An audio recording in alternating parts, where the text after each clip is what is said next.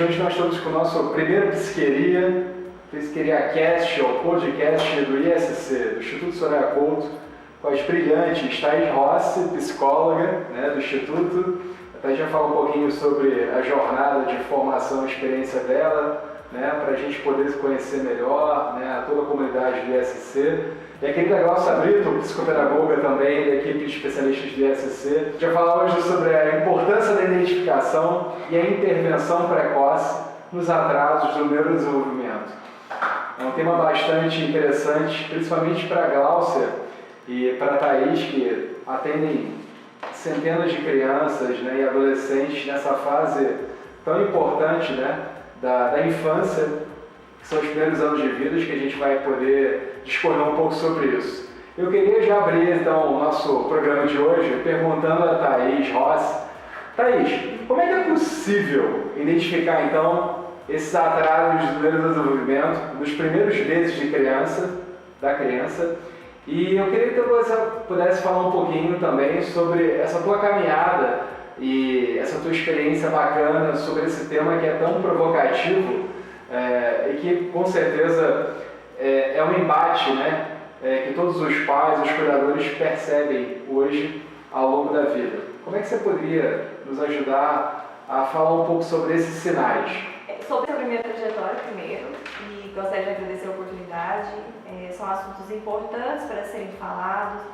A gente precisa dar mais visibilidade para esse assunto, as pessoas precisam de fato conhecer mais. A minha trajetória, já sou formada em psicologia desde 2014, então já veio um tempinho aí na psicologia, com a especialização em avaliação psicológica e também com a especialização em análise do comportamento aplicada, especificamente para crianças com espectro, dentro do espectro autista e deficiência intelectual em geral.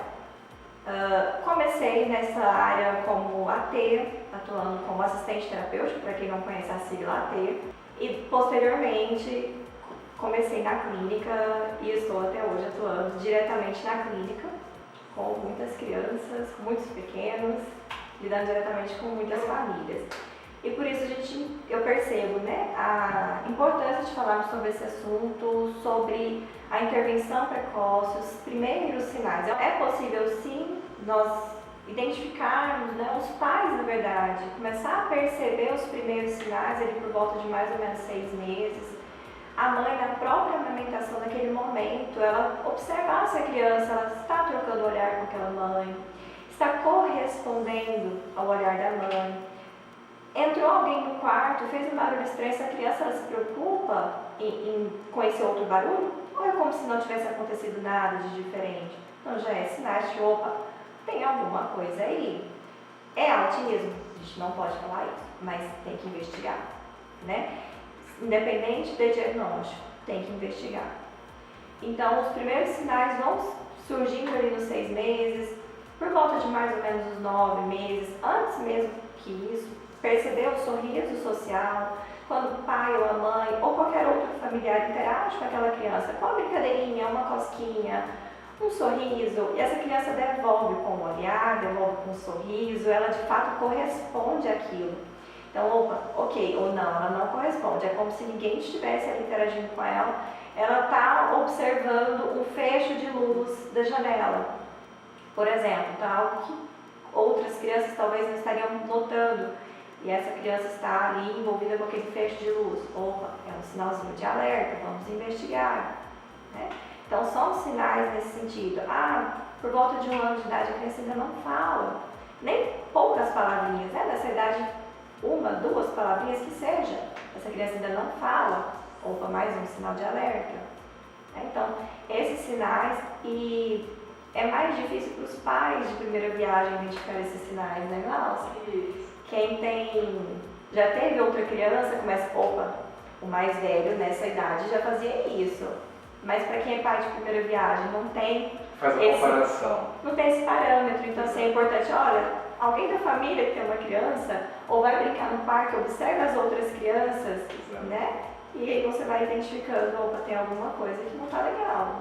Sinais, como você já evidenciou, né, no sentido de comparação por essa questão periódica, temporal, né, que os pais percebem, Tem uma pergunta que tem muito a ver com o que os pais se questionam. É verdade que cada uma dessas crianças tem esse tempo específico para esse desenvolvimento? Como é que, assim, como eles começaram a falar, por exemplo, como é que ocorre isso? Não tem o seu tempo, né? É algo que se ouve muito, os pais ouvem muito isso. Acredito que a Glaucia, com a experiência da escola, também pode ter vivenciado isso até no processo de aprendizagem, não só da fala, mas no processo de aprendizagem também. Os pais notam que, opa, não está legal isso daqui, mas vai no médico ou ouve a opinião de alguém que ele fala: mãezinha, você está muito ansiosa, calma, sua criança tem o seu tempo. Não é bem assim. Então, tem os marcos do desenvolvimento. Então, com 6 meses, a criança ela tem que já estar, né, correspondendo a esses olhares.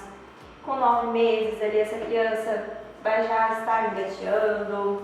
Tudo no seu tempo. Então, ela vai acompanhar o desenvolvimento esperado da sua idade. As famílias tinham que sair do hospital com o recém-nascido com o cartãozinho dos marcos do desenvolvimento. Né? Sim, já, porque isso ia facilitar muito, assim, porque para os pais de primeira viagem é muito difícil você perceber essas coisas, né?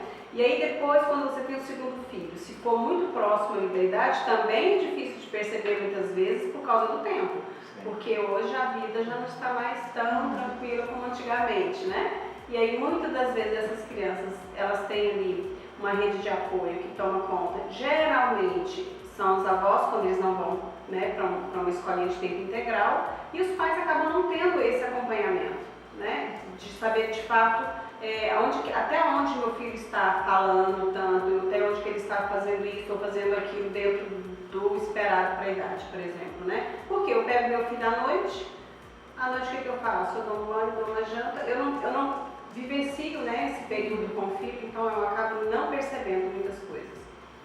Então, eu acho que é importante os pais procurarem mesmo, se informar, né? Então, vamos lá, vamos pegar o marco do desenvolvimento e se informe: olha, não, isso aqui não está certo, é cartilha mesmo. Quando a Thaís aborda essa questão, eu percebo muito, e os pais também, é que essa questão, eu acho que um dos grandes apoiadores no processo diagnóstico, né, desses atrasos no neurodesenvolvimento da criança, em geral, nas famílias, a gente acredita que é muito a escola, né? O ambiente escolar, tanto dever de casa, tarefa de casa escolar, ela ajuda muito isso.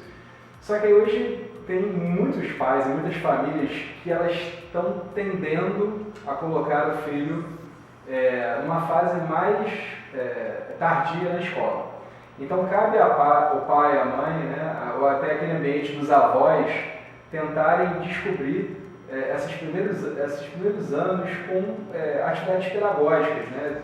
Fazendo em casa, jogos, ou até para comportamento com outras crianças em festas. E aí a Thaís mencionou essa questão da poda moral. Você, como especialista em psicopedagogia, qual seria a tua dica para essa família que não tem os filhos no colégio, não tem algum psicólogo para poder tentar identificar, ou até o professor acusar? Como é que elas podem tentar se sinalizar no meio desse processo? Principalmente nos primeiros anos de idade. Eu costumo falar assim, aí eu vou te perguntar, vamos ver se você está bom na escola. O que a criança sabe fazer de melhor? Na escola? Não, a criança. Se eu falar para você assim, o que a criança sabe fazer de melhor? Brincar. Então é brincando. É brincando. Tudo que você for fazer com a sua criança, você faça brincando, porque a memória afetiva, ela faz com que a aprendizagem se consolide de forma mais rápida, mais prazerosa. Tudo aquilo que causa prazer, você aprende mais rápido e você quer fazer mais. Aquilo que é sofrido demais, que não está bom, aí não. E aí eu falo outra coisa, não existe a criança que não quer aprender. Se a sua criança está com resistência para alguma coisa que ela quer aprender, você pode buscar porque ela está com dificuldade. Então não existe criança preguiçosa. Mas olha, ele morre de preguiça de escrever no quadro. Não existe isso. Criança é o ser mais exibido da face da Terra. Tudo eles querem mostrar que fez bonito, tudo eles querem que mostre, não é? O meu desenho, olha o que tanto que eu escrevi, olha o que eu fiz, olha o que eu estou com vontade de fazer, eles dão um pulinho assim. Olha, já sei principalmente os contar comunicadores, né? Já sei contar Nossa, então nem se fala, exposição pura. Pois a criança que não quer se expor, não quer fazer, está com resistência, pode buscar ajuda, porque ela está com dificuldade. Só que nós adultos falamos, minha mão dói, eu não consigo, não sei o que, tá. Só que eu sei que eu tenho essa dificuldade, eu vou lá e faço. A criança, ela se esquiva, ela tem essa dificuldade, ela não sabe muitas das vezes nem identificar o que é, né? Só sente a dor do não conseguir, do não dar conta, autoestima baixa, abaixa, né? Porque aí a autoestima abaixa e aí ele vai ficando cada vez, aí vai só regredindo. Porque se ele não dá conta de fazer uma coisinha, porque essa coisinha é que vai dar para ele trampolim para ele fazer a próxima. E aí a próxima ele não consegue fazer, porque faltou aquela base. Aí a outra também não. E aí você vê que tá uma bola de neve. E até aproveitando que você falou do brincar, e às vezes os pais, como que eu posso estimular minha criança em casa? Às vezes não. E aí? Ou às vezes recebe aquela tarefinha de casa da escola, nossa, que besteira, por que a criança tem que fazer isso na escola? E tudo isso faz parte do processo de aprendizagem e desenvolvimento daquela criança. O brincar, a criança está se desenvolvendo. É no brinquedo de encaixe que ela está desenvolvendo a motricidade dela, ela está desenvolvendo a noção visual dela, noção de espaço. É no brincar de pique-pega, que seja, ela também está se desenvolvendo, ela está aprendendo a se socializar. Então, o brincar faz parte do processo de desenvolvimento da criança. Então, o brincar é importante.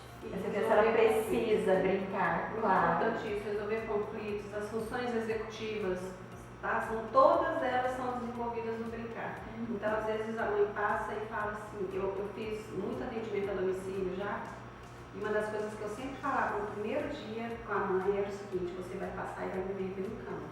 Não vai achar que está jogando seu dinheiro. Porque todo brincar aqui ele vai ter um objetivo. E aí eu tomava muito cuidado, e eu tomo esse cuidado até hoje na clínica, porque eu filmo muito, mando muito para os pais e explico. Você sabe por quê que a gente estava brincando, por exemplo? Eu faço, dar um exemplo. Um bolo com a massinha e fala assim, aperta aqui com o dedinho. Aí a mãe vê aquele filme e fala assim, nossa, mas eu vou ficar ali para apertar o dedinho, entendeu? Mas ele não está com o tom aqui desenvolvido. Então, assim, esse é um exercício que vai trabalhar isso. Aí eu explico tudo, aí clareia, né? Porque para a criança eu preciso trabalhar dentro do mundo dela, não tem outro jeito. Sim. E Glaucia, falando um pouco dessa questão do brincar, como a Thaís expôs, que é uma das principais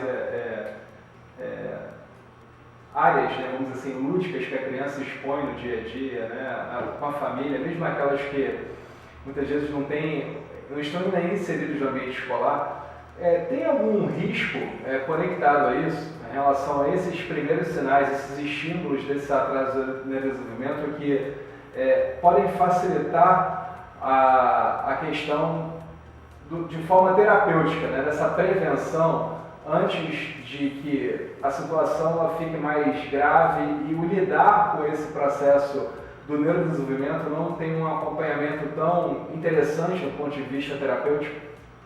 Deixa eu ver se eu entendi a sua pergunta. Você está querendo dizer, perguntar assim, quais são as brincadeiras para tais e tais idades?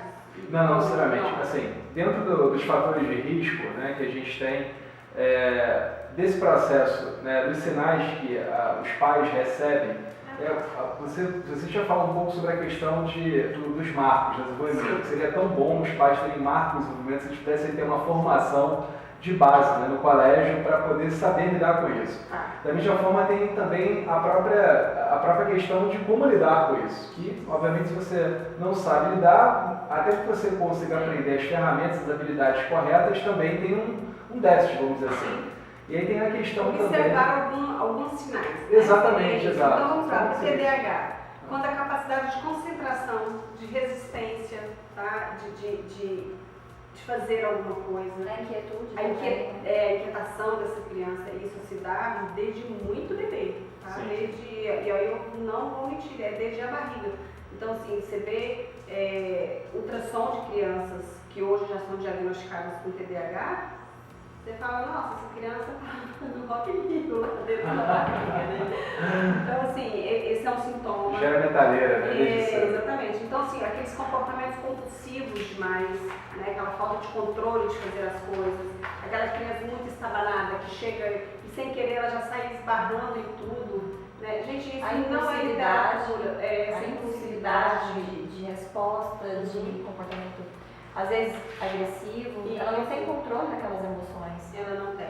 Então são coisas que você já pode começar a observar desde muito neném. Ah, mas ela, nossa, mas ele tem a gente usa um termo assim que é gêniozinho tão difícil.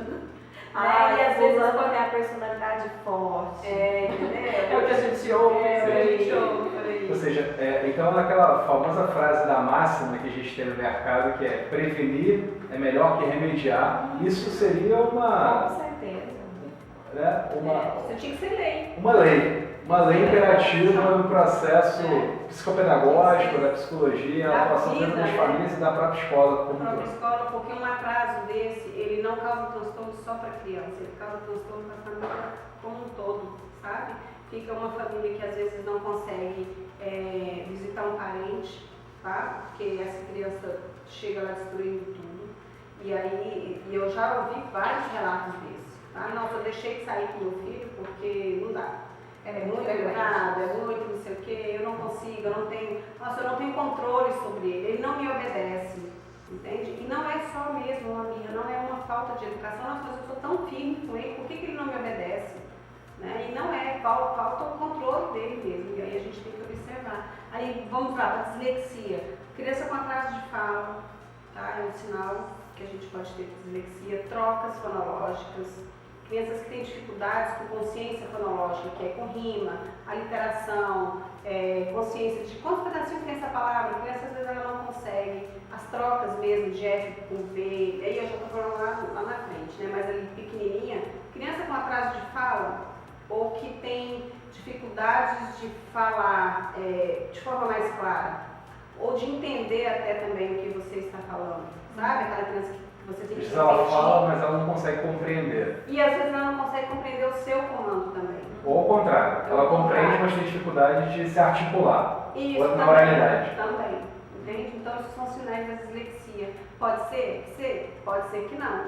Mas na adulta a gente já entra com a prevenção, com o tratamento preventivo, né? O atraso de fala, ele é um sinal importante. Muito importante Opa. para várias coisas, né? Esse Para processo. muitas coisas. Então, assim, o atraso de fala, ou às vezes a criança fala algumas palavrinhas, mas chega no momento que ela deveria estar completando frase, já com um contexto, e ela não contextualiza, não completa a frase, opa. A motora É uma é um alerta bem importante, né? A coordenação motora. A questão motora ampla mesmo, assim, tanto do andar como a motora fina, né? Tanto para o autismo, né, como também para a dislexia. Entendi. É bem Legal. Bom, e aí a gente está falando muito de prevenção. Acho que prevenção é a máxima desse processo em todo o problema. E obviamente, a prevenção se dá com a identificação, né, que é o passo inicial do processo para fazer um tratamento terapêutico, né, visando estimular essa criança o quanto mais rápido possível. Mas Não é você isso? sabe que eu acho que antes de identificar qualquer que seja o atraso, eu acho que todos os pais já deveriam trabalhar com essa estimulação independente, sem eu perceber algum atraso, sabe? É quando você estimula a criança a engatinhar, quando você estimula a criança a pegar isso ou naquilo, independente de você falar assim, não, eu acho que ela está com dificuldade, então já vou estimular antes que chegue o diagnóstico. Não, a criança nasceu, o que eu tenho que fazer agora? Isso. Aí a gente chama de prevenção, né? Porque a partir do momento que a gente percebe que já tem atraso, a gente vai começar com uma intervenção precoce.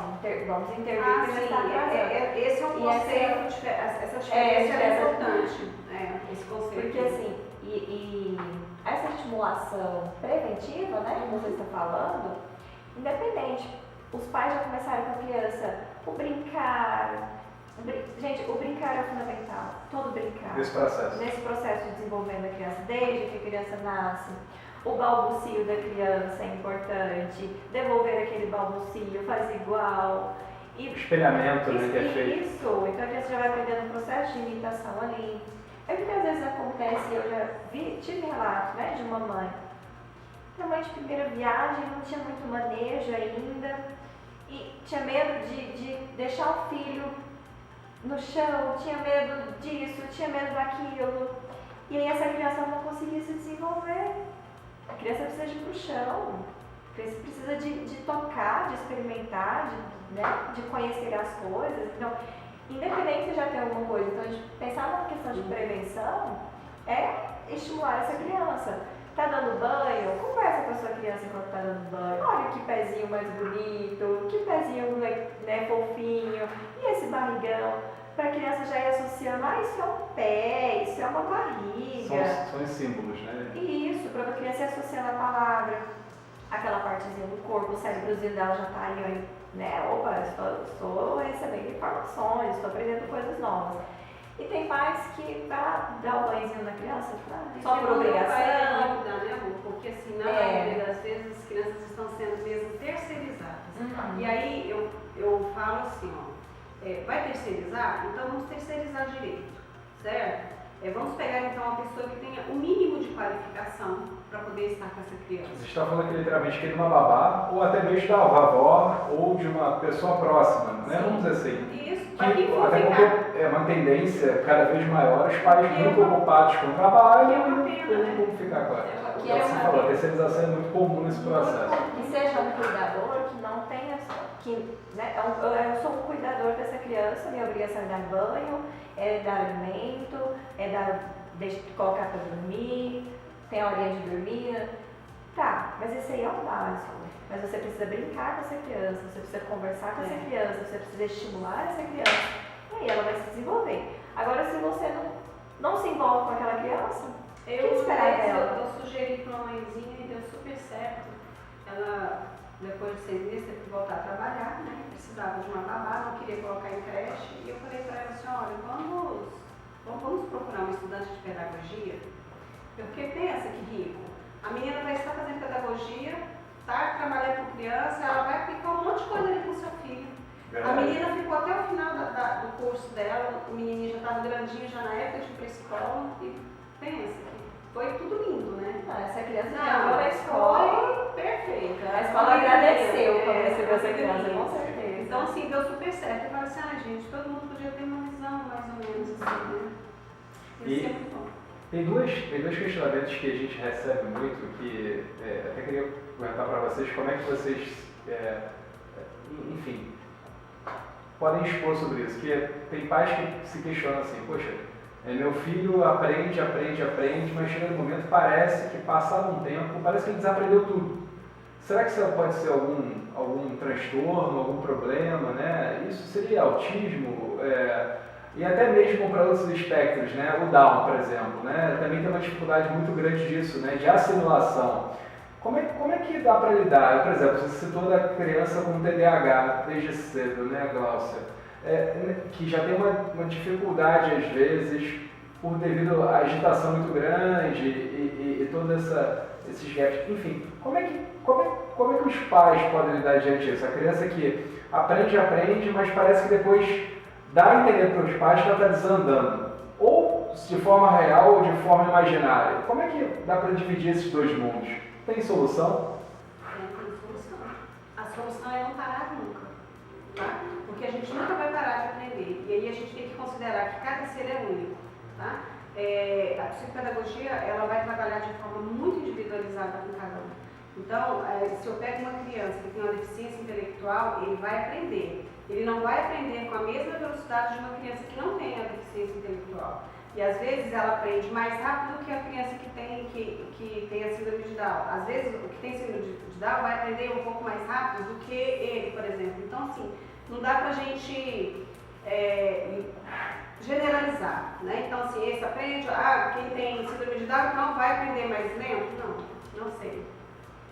Então, assim, a gente não é uma regra. Então, eu preciso pegar e aí eu faço toda uma avaliação e eu vou descobrir como é que esse ser aprende. Tá? Porque cada um aprende de um jeito. Você já deve ter ouvido falar assim, não, eu gosto de ouvir.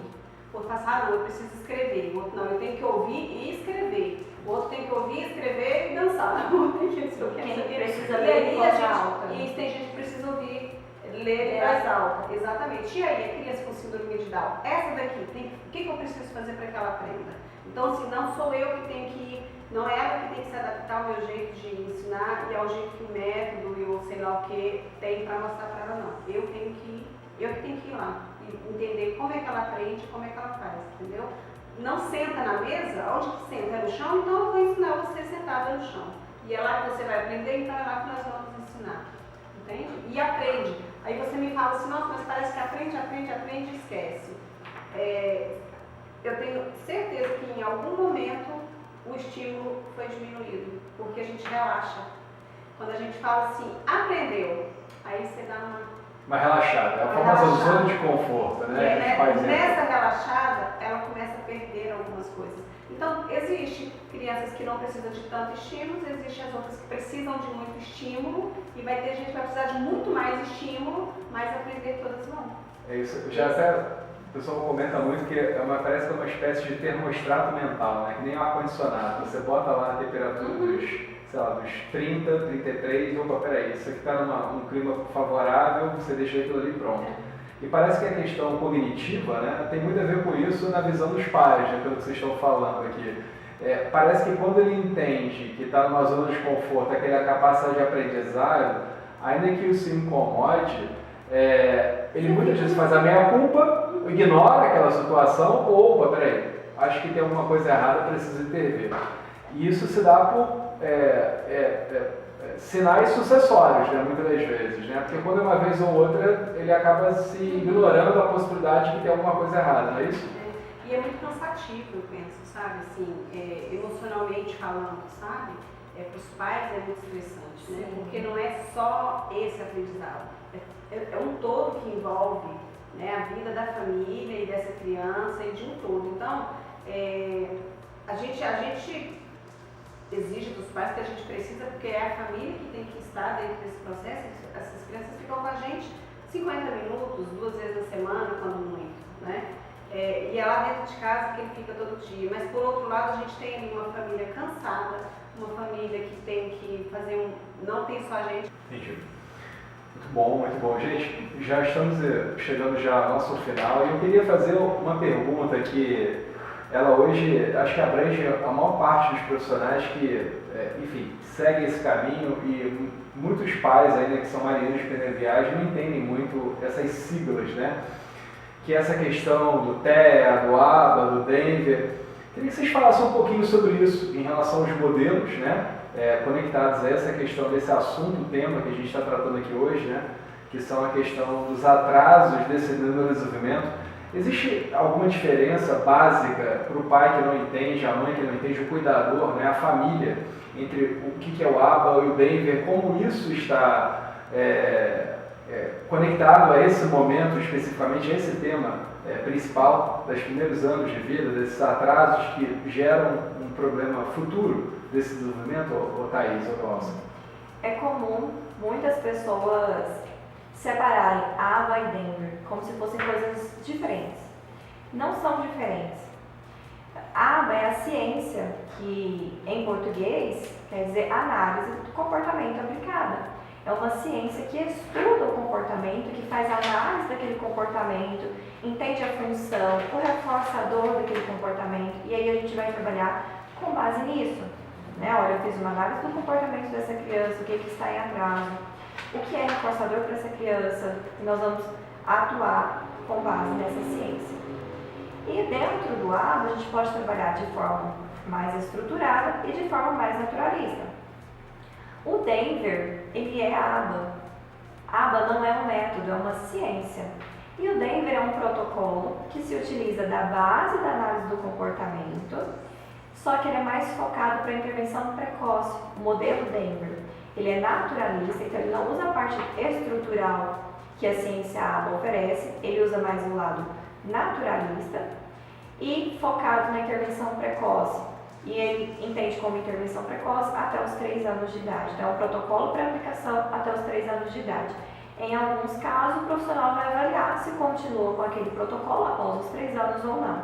Mas, em regra, o protocolo ele traz ali a intervenção precoce, mas está baseado em ABA. Ele faz parte da ciência ABA, mas é uma ramificação, digamos assim. Uma ramificação do ABA dele. Se você for observar, a ABA está em tudo, né? A gente aplica o ABA o tempo todo, sem saber. Até se estudar, você está só, mas eu já fazia isso. Porque né, é muito automático, porque a gente está lidando com o comportamento, né? ABA ficou mais conhecido, né, entre a população a partir do autismo, porque é uma das ciências que tem maior comprovação de eficácia, né, comprovação científica de eficácia no tratamento dos transtornos do desenvolvimento em geral, não só autismo. Então ela acabou ficando muito conhecida para a aplicação dela no autismo, mas a ABA não é exclusiva do autismo, não é exclusiva da criança. Eu posso trabalhar análise do comportamento com criança, com adolescente, com adulto.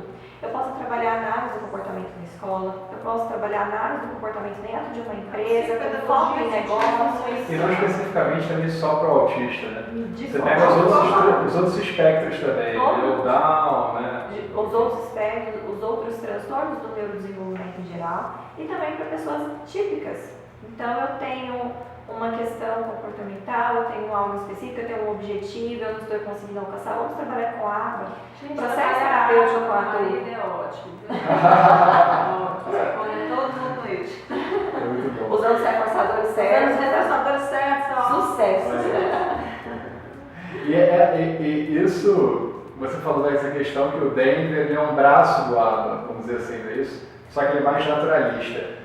Só para tentar entender um pouquinho, o que seria essa questão do ser naturalista ou ser estrutural? Só para tentar entender, a gente que é leigo não entende muito isso. Ótima pergunta. O estrutural, mais conhecido, basquinho, é colocar a criança sentada na mesinha, terapeuta, criança, e fazer a atividade ali, de forma que, olha, eu vou fazer essa atividade com a criança, com esse estímulo, e vou fazer, né, propor atividade para a criança vai fazer o que eu solicitei, eu vou dar um reforçador para ela. O que é o reforçador? É aquilo que a criança gosta e que vai aumentar a probabilidade daquele comportamento acontecer novamente. Então a gente trabalha com a recompensa, mas é a recompensa imediata para aquela criança. Lembrando do que a Glaucia trouxe, né, a aprendizagem através do prazer, do momento que está sendo ali gostoso para a criança, não pode ser aversivo. Então ele é mais estruturado, então tudo bem desenhado, exatamente o que eu vou fazer com aquela criança, a criança vai aprender a ficar sentadinha na mesa e tudo mais. Só que a gente precisa da generalização desse comportamento. Se a criança ela faz tudo comigo no consultório, mas em casa ela não faz, às vezes na escola ela não faz, a gente precisa ampliar isso para o ambiente natural dela. E o Denver ele já trabalha de forma mais focada no naturalístico, que é e seguir a liderança da criança. Então, as autoras, né, do modelo Denver falam muito em seguir a liderança da criança, seguir o interesse da criança. A criança quer brincar com essa caneta, vamos brincar com a caneta. E através dessa caneta eu vou estimular a imitação, que é uma das formas de aprendizagens importantíssimas. Então, vou fazer a imitação, bate a cabeça, faz igual, pega o nozinho da criança. A criança quer brincar no chão, eu vou pro chão com essa criança. E o que chamou a atenção dela ali? Foi um brinquedo? Não. Foi a meia dela. Eu atendi uma criança que era a meia que chamava a atenção dele. Vamos usar a meia. Vai seguir a liderança da criança. E os pais replicarem isso no ambiente natural, no brincar lá, sentar na sala, no quarto da criança, em todo o ambiente natural dele, aplicar isso. Vou trabalhar, mas tem um plano também um plano individual, terapêutico, da mesma forma que no modelo estruturado.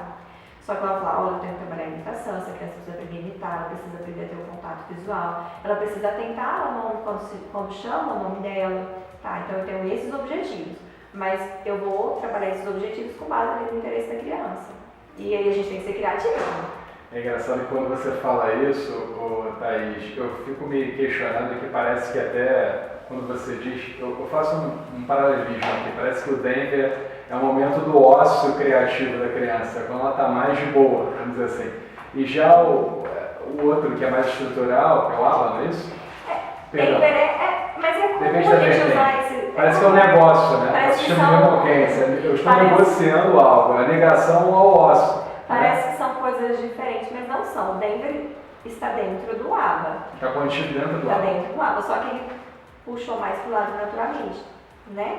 E aí no dia a dia, muitos que usam só a ABA e não tem um olhar muito para dentro, fica mais no estrutural. Mas a ABA também oferece a possibilidade naturalística. Também oferece. Que muitas das vezes não está lidando diretamente com o modelo Denver. O próprio ABA em si, sim, dentro do próprio modelo ABA em si, seria isso. Sim. Também tem o lado naturalista dele. Legal, bacana. Gente, eu para mim, todas as perguntas desse momento que nós tínhamos aqui, a gente já expôs e acho que foi muito bacana esse papo nesse primeiro momento com vocês. Vocês gostariam de deixar algum recado sobre esse tema específico, é tão importante e tão virtuoso nessa fase da relação, né, com os cuidadores, com os pais, com os psicólogos, os psicoterapeutas, né, os psicopedagogos, né, Glaucio, como você está aqui hoje com essa grande braço oportuno, né, tanto nesse elo importante, visão clínica escolar e familiar. Vocês gostariam de deixar algum recado? Eu acho que uma das básicas dessa noite que a gente fala é a questão da prevenção, né, que é muito importante reforçar isso. Mas tem alguma coisa que a gente não falou que vale a pena pontuar aqui, deixar deflagrada nessa nosso primeiro bate-papo? Eu gostaria de fazer uma observação. Para os pais que estão nos ouvindo, que já tem a sua criança com algum diagnóstico ou com algum atraso importante, que essa criança já não está ali nessa fase da intervenção precoce, né, que é a primeira infância. Para que esses pais não fiquem olhando para trás, né, olhando no retrovisor, nossa, será que foi culpa minha ter demorado tanto para identificar isso? Não, você já está cuidando da sua criança, que importante. Então olha para frente, continue cuidando e buscando ajuda para sua criança. Acho que isso que a gente falou hoje é muito importante, principalmente para os pais que estão pensando em ter filho, tem um filho novinho, né, tá num projeto, tem um filho ali na barriga, opa, já vamos pensar, já começar a observar desde novinho. Para aqueles que já têm o diagnóstico, a sua criança já está mais velha, não fica se culpando, não fica olhando para trás. O diagnóstico, basicamente, seria, é o ultrassom, como vocês falaram, ou é a própria conduta do ritmo da criança que a mãe vai sentindo? Como é que é esse sinal? Isso é importante quando você fala isso. Né? Os sinais que a criança dá, pensando, vamos falar de forma geral, né? Atrasos do neurodesenvolvimento. Okay.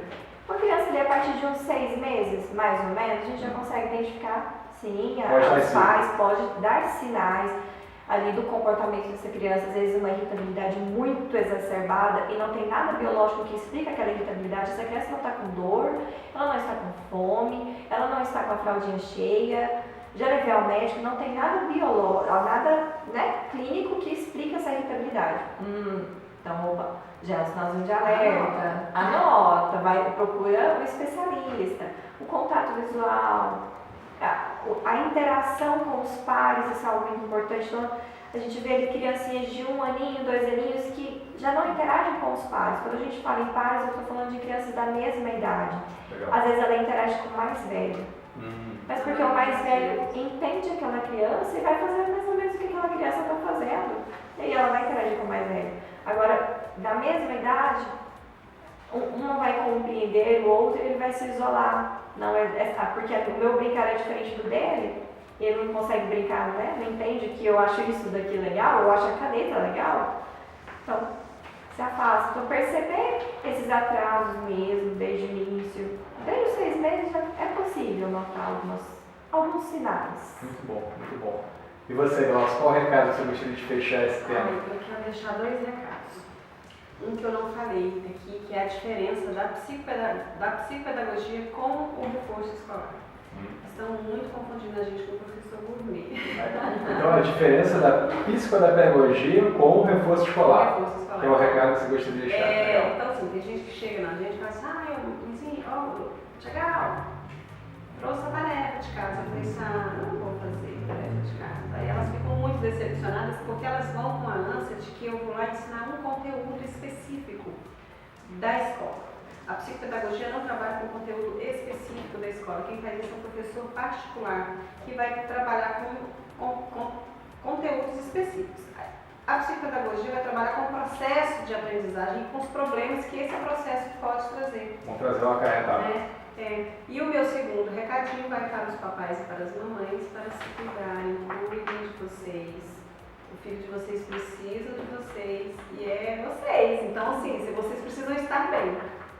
É muito importante. Excelente, excelente. Meninas, eu queria agradecer em nome do Psiqueria e da presença grata de vocês darem esse kick-off aqui no nosso dia de hoje e nesse programa inicial, que tanto pais e tantos cuidadores vão agradecer essas falas tão importantes, tão de gratidão, gratitude da parte de vocês sobre esse tema tão importante.